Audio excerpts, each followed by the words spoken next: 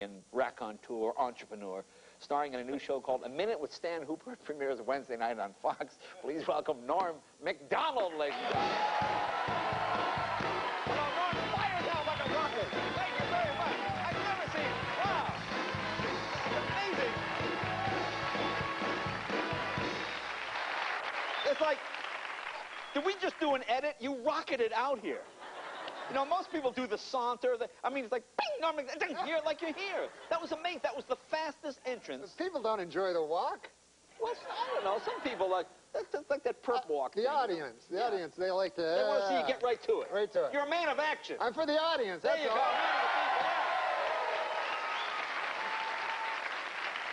yeah. Now, I haven't seen you before. You mysteriously disappeared. I retired from show business. You did retire. Yeah.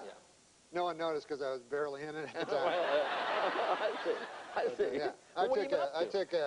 I took time off to return to my first love of drinking whiskey. Yeah, I know. I know you enjoy the whiskey. I love the whiskey, and I like watching the TV. Yeah. So okay, so it's not like you're wasting your time. No, not at all. I reflected. I use the time to reflect. I think reflection is good. Yeah. Yeah, reflecting is good. Now, you were going to bring your son, your boy. Oh, my son was so excited to come. You know, he knows nothing about entertainment or show business because, you know. Yeah. And, I guess. But he loves sports, you know. He's a basketball fanatic. He loves it. A beautiful little 10-year-old boy I have. And he was very excited because Charles Barkley. Charles was supposed to be here. Yeah. And apparently he was afraid to fly in with the fire. Yeah. So, anyways, I had to phone him at his school today, and he had all his Charles Barkley cards, you know, and everything. He collects them, and he was so excited. And I said, "Oh, Charles not going to be here," you know, and he was sad.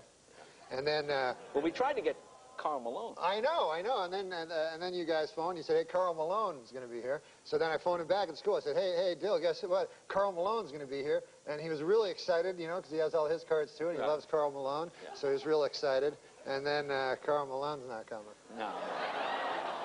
So then they phoned me. They go, "It's going to be Jillian Barberie." Yeah. So I phoned my boy, and I got, you know, he's in school. I said, "Hey, Charles Barkley's not going to be here, and Karl Malone's not going to be here, but Jillian Barberie is going to be here." And then he said, "Is she a point guard for the Warriors or something?" And I said, "No, she's a little lady." Yeah. You know, when he gets older, I think he'll appreciate her more. Yeah. As you get older. Now, we were talking backstage. You mentioned Arnold. What were you saying? Oh, I was just telling that I love Arnold Schwarzenegger. You love Arnold Schwarzenegger? I can already see him turning the state around. And I thought it was very unfair when people said that he wasn't qualified for the office, you know, really? Because they said, you know, because he's a movie star, you know, an action hero, you know, that shouldn't qualify him to be governor of California. Mm-hmm. But what they don't remember is, and maybe I'm wrong with this, but wasn't he at one point in his life Mr. Universe? That's right. Well, yeah, you bring up a cogent point. I mean, this is a tiny state on a globe in the Milky Way. Right. Right, just to, yeah. You see the big picture. Exactly, yeah. Ridiculous. You know, you're a smart fella. You should think about running for office with that. Well, I do feel that one day I might do that. In all humility, I think that I might have some ideas, you know. Really? Yeah. But you know, I'm not ready yet. I think you have to prepare for these things. Yeah. So I started weightlifting. You're working out. You look good, I guess. Yeah, I got my abs. Yeah, are those abs? Are they supposed to stick out like that? I thought the abs went in. I didn't realize. So your abs are so powerful, they're actually coming forward. Wow, that's amazing. And they're hairy.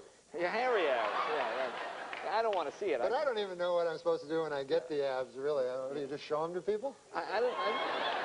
Did you injure yourself? Did you? You know, I worked out, man. I went to this trainer. He was a personal trainer. Yeah. And this guy, man, I don't know if you've ever lifted weights. You look like you have, you know? Yeah, I did. But, no, he looks like a strong guy. But I went there, and I've never lifted weights, you know, and I was new to it. And so the idea is you take the weight, you're like, ah, and you lift it up. and then you put it down. Right, yeah. And then right away, you lift it again. And you put it down. And you do this 20 times, right. And then the weight's where it was when it started, you know. And then... so you don't really gain anything. You gain, the weight is the same place, and your muscles hurt, you're all sore and everything.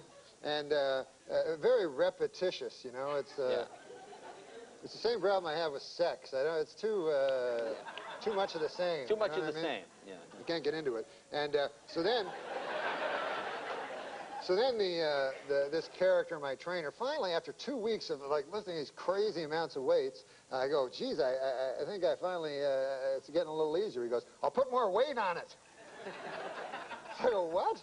And I'm like, it's the same thing again. Just a never-ending cycle. I know. Did you hurt yourself? Did you slip a disc or something? Like in sex, if you finally figure that out, it's not like they bring a heavier lady in. Right. Yeah, I guess that's true. Get a bigger girl? Look, we'll take a break. More with Norm right after this. Bring in a heavier lady.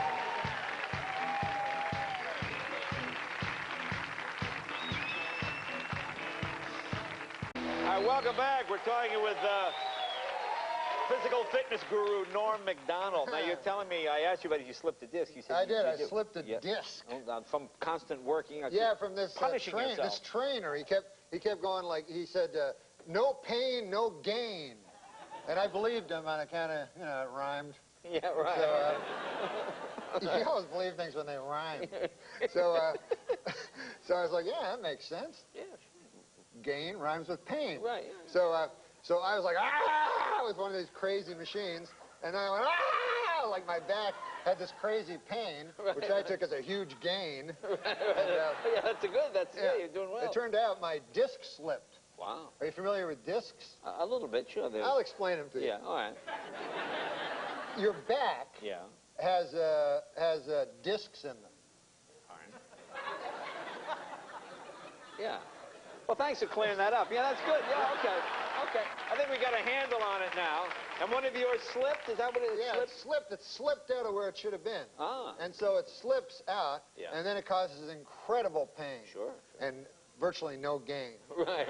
And it shoots a pain down your leg, you know? Because your body, the disc's up here, but your body, for some reason, it's stupid, you know?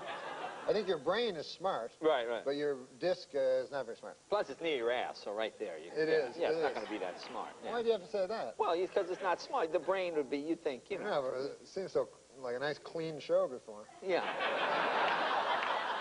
Well, go ahead. But, yeah, the disc that's right near my ass. Right.